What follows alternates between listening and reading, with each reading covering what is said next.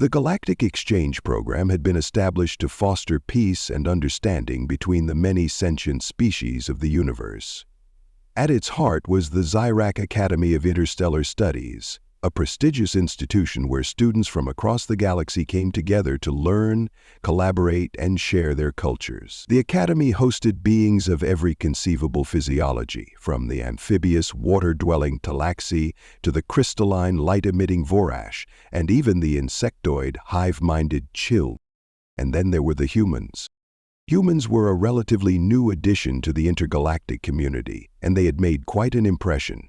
Their homeworld, Earth, had been classified as a Category 5 Death World, a designation reserved for the most hazardous and unpredictable planets.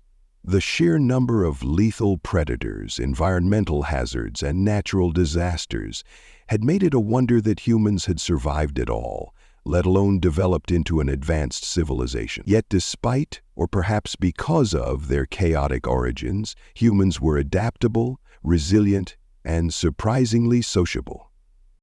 Most of their customs seemed harmless enough, even endearing.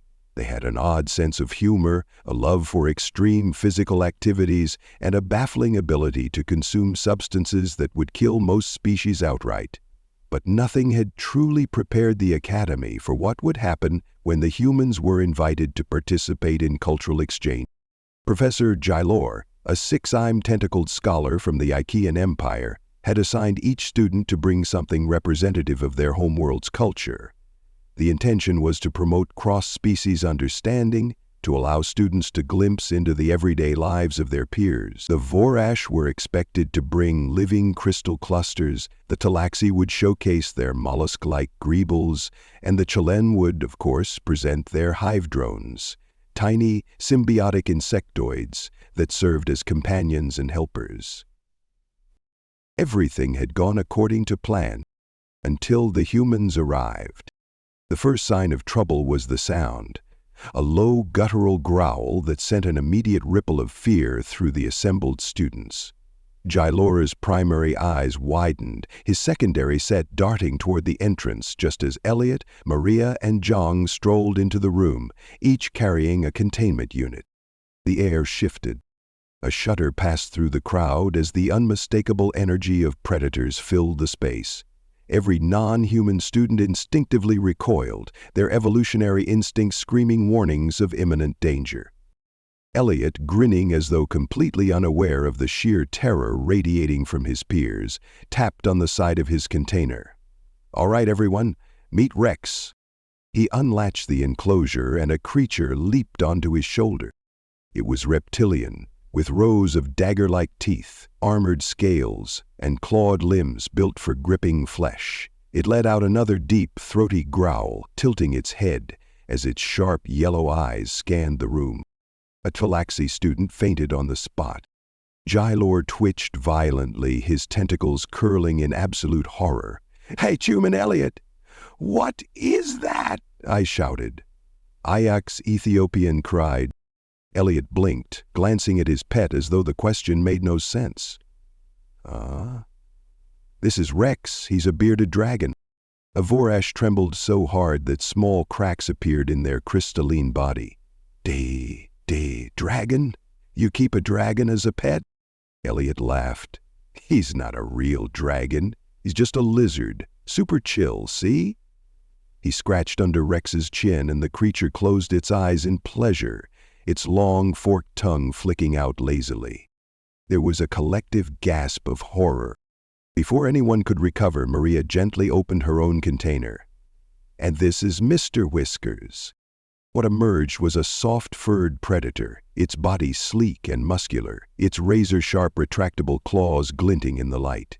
Its piercing gaze scanned the classroom with an unsettling level of intelligence. It flicked its whip-like tail, then let out a sudden, rumbling growl. Or was that a purr? A Chiln let out a horrified clicking noise. It is studying us." The Vorash, barely holding their form together, whispered in shock. "It has adaptive camouflage. Look at its coloration. It's a stealth hunter." Maria giggled, scratching Mr. Whiskers behind the ears. "Oh, he's not a hunter, he's just a cat." Jiller struggled to breathe. But those claws. Mostly just uses them for climbing, Maria said cheerfully. Though yeah, he does hunt sometimes, but only little things like mice and birds. The Tlaxi student who had fainted regained consciousness, overheard this, and promptly fainted again. Before the class could fully process the nightmare that was Rex and Mr. Whiskers, Zhang casually lifted the final containment unit. "This one's my favorite," he said, reaching inside. Something long and coiled slithered out, wrapping itself around his arm. Jilor made a sound that could only be described as a wet gurgle of despair. "Meet Noodle," Zhang said proudly. "He's a ball python." The silence was deafening. The Chiln student curled into a defensive ball, their exoskeleton clicking rapidly. "A sespake, a true apex predator. The humans keep a constrictor as a pet." Zhang smiled. "Oh, he's not dangerous at all. He doesn't even have venom." Vorash nearly collapsed. "You are holding a creature designed to suffocate its prey alive, and you claim it is not dangerous?" Zhang shrugged. "Well, yeah, super chill. He just likes to hang out on my arm." He gently tapped the snake's nose, and Noodle responded by yawning widely, revealing rows of tiny, sharp teeth. More gasps. Jalor, whose skin had turned a distressed shade of violet, struggled to regain control of the room. Hum. These creatures, these killers, they live in your homes?" Elliot nodded. "Yep." Maria grinned. "Sometimes they even sleep in our beds." The entire class erupted into shrieks. Jylor's appendages twitched wildly. "And they do not attack you?" Maria laughed. "Of course not. They love us." The Chiln student was now rocking back and forth, their antennae trembling. "The apex predators love them?" Zhang nodded. "Yeah, sure, sometimes my snake tries to cuddle too tight, and Maria's cat swipes at her if she annoys him, but it's all normal." Jalor stared. "You tolerate attacks from these creatures?" Maria rolled her eyes. "It's not a big deal. Cats scratch sometimes, but that's just how they play." Jalor struggled to find words. "And you keep them anyway?" Elliot beamed. "Of course, they're part of the family." For a long moment, there was nothing but stunned silence. Jylor's eyes darkened in deep contemplation.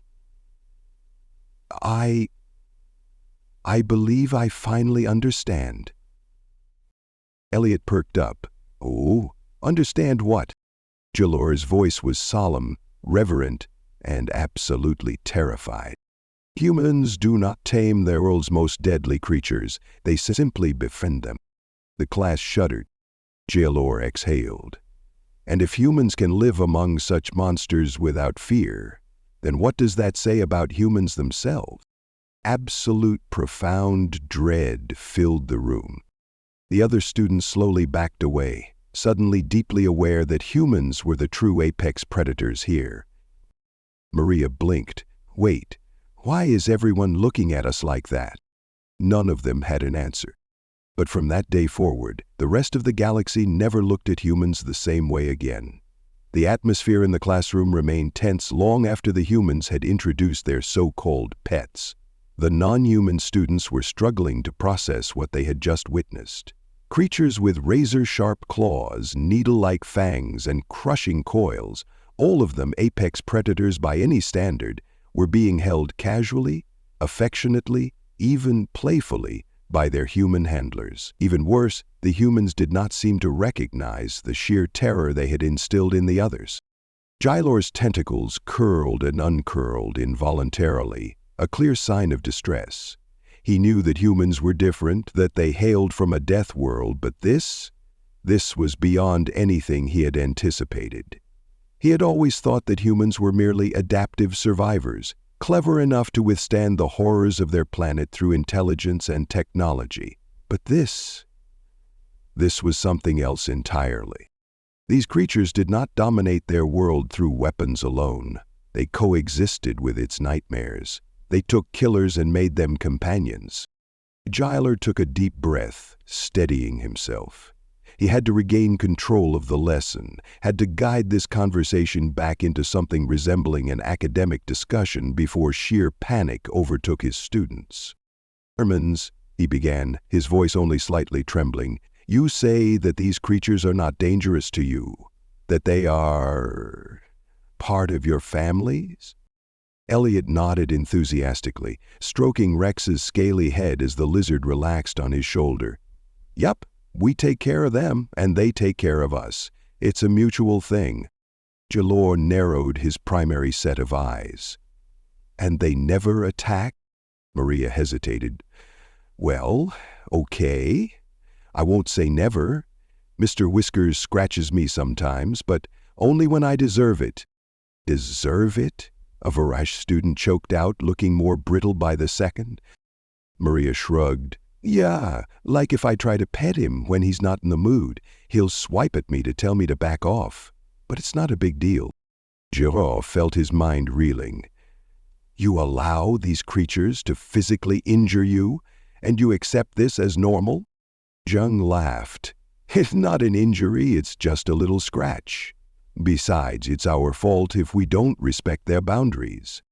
The Chiln student let out a rapid series of clicking noises, their version of hyperventilation. You allow these beasts to establish dominance over you?" Maria scoffed. "It's not about dominance, it's about trust. He trusts me not to hurt him, and I trust him not to do worse than a little scratch." Gilor twitched. The idea of willingly placing one's body within striking range of a predator and trusting it not to kill you was utterly insane. In every known civilization, predators were to be avoided, contained, or eliminated. The very notion of cohabitating with them, of letting them sleep in one's bed, of treating them like family, it was madness. And yet the humans did it so easily, so casually. Giller turned his attention to Zhang, who was still lazily allowing his snake to coil around his wrist. The serpent flicked its tongue, tasting the air, its beady eyes scanning the room in an eerie, unblinking stare. "You claim that creature is not dangerous," Gilor said carefully. "Yet its instinct is to squeeze the life from its prey." Zhang nodded. "Yeah, but Noodle doesn't see me as prey. He knows I'm too big to eat, so he's completely harmless." A Talaxi student made a horrified noise. "Your measure of safety is merely being too large to be devoured?" Zhang chuckled. "Well, yeah, he's not going to try to kill me for fun." Gilor stared at the humans, utterly baffled. There was something fundamentally different about the way they perceived danger, about the way they processed risk. Most species would never tolerate the mere presence of a carnivore, much less allow one to sleep in their home, to scratch them, to coil around their arms. But to the humans, these things were not threats. They were companions. Or worse, friends. Gilor was beginning to understand why the Galactic Council had been so wary of Earth. The humans were not normal. Their entire psychology was built backward. They tamed nightmares and called them adorable. The Voresh student, still trembling, spoke up. You have said that these creatures are common on your world?" Elliot nodded. "Oh yeah, millions of people have pets. Cats, dogs, lizards, birds, snakes, even spiders. Some people even have pet foxes or wolves." Gilor froze. His secondary set of eyes locked onto Elliot's face. You keep wolves?" Elliot grinned. "Yeah, well, mostly we domesticated them. Modern wolves are wild, but we turned some of them into dogs thousands of years ago." The class collectively recoiled. "You turned a pack-hunting predator into a household pet?" Gilor whispered in disbelief. Maria smirked. "Yeah, and they're the best boys." The Vorash student shuddered. How did you manage this?" Elliot shrugged. "We just kept the friendliest ones and bred them. Over time, they became more and more social, more bonded to humans. Now, they're completely domesticated." Gilor's mind was racing. The implications were staggering. Humans didn't just befriend predators. They reshaped them. They took wild killers and engineered them into loyal, loving companions. This wasn't normal behavior. This was something far more terrifying. The Chiln student had not stopped clicking. You control evolution. Elliot frowned. Well, not exactly. We just selectively breed animals over generations. Gilor exhaled sharply. That is precisely what I mean. Zhang chuckled. Oh, that's nothing. You should see the really big ones. The really big ones? Gilor made the mistake of asking, What do you mean by really big? Maria's face lit up. Oh, like tigers, bears, lions, stuff like that. Gilor nearly fainted. You keep megafauna-level predators as companions? Elliot laughed. Well, not most people. But yeah, there are people who raise big cats or bears in captivity. They usually live on special sanctuaries, though. The Chiln curled in on themselves. Your species coexists with creatures capable of crushing your bones with a single swipe, and you call this a sanctuary? Maria giggled. Bears are actually kind of goofy. They stand up and wave sometimes. Avorash made a high-pitched whine. You have reduced the kings of the wilderness to circus performers? Elliot's grin widened. Well, not all of them. Some are still wild. You wouldn't want to mess with a grizzly in the wild. Gilor felt something inside him break. You acknowledge the threat, yet you continue to keep them? Maria tilted her head. Why wouldn't we? Silence. Gile could feel the class reaching a shared understanding, a terrible realization settling in. Humans were not apex predators in the way other species understood them. They were not dominant through strength alone. No, they were something far worse. They were creatures that thrived among killers. They were immune to the kind of fear that dictated life for every other species. Where other civilizations had avoided predators, humans had simply befriended them. Where others had fled from danger, humans had domesticated it. They did not fear the monsters of their world. They adopted them. Gilor's breath came slow and shaky. I believe I finally understand why the Galactic Council hesitated to invite humanity into our community. Elliot frowned. Wait, what? Gilor swallowed, his tentacles curled tightly. You are not simply survivors of a death world. Maria and Zhang exchanged confused glances. Yeah, we are? Gilor shook his head. No. You are something far, far more disturbing. The classroom fell into an unsettling silence. Gilor exhaled. You are the only species in the galaxy that looks at a natural-born killer and calls it cute. No one spoke. No one moved. And in that moment, the entire class understood. Humans were not just dangerous. They were fearless. The weeks following the cultural exchange day at Zyeric Academy were uneasy ones. What had initially begun as a playful introduction of human customs had turned into an unsettling revelation. The students from various corners of the galaxy could not shake the mental image of the humans' pets. Rex, the bearded dragon, Mr. Whiskers, the stealthy cat, and Noodle, the constricting ball python. These creatures, which were predators by every definition, had left an indelible mark on the other species. The fear that had spread across the classroom that day wasn't easily forgotten. For the humans, it was business as usual. They went about their academic responsibilities with their usual casual energy. But the rest of the students, they were not the same. Every time they encountered a human in the hallways, their minds flickered back to the creatures they had befriended, creatures that could easily tear apart most of their kind without a second thought.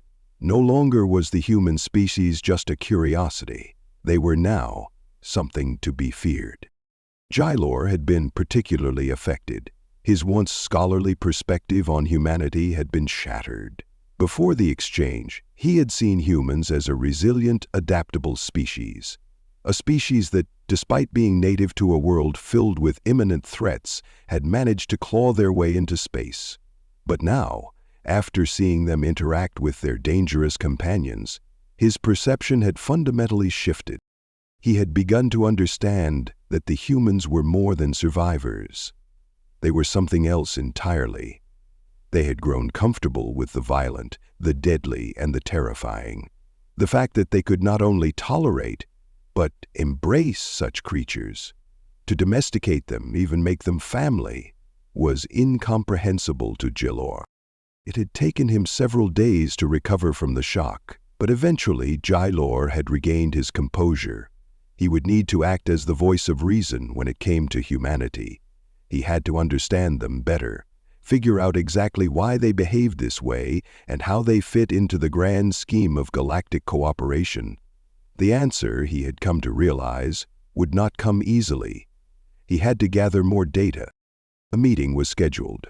All the students were to attend, and Jalor knew it would be crucial to gather their thoughts, to see how their perception of the humans had changed after that fateful day.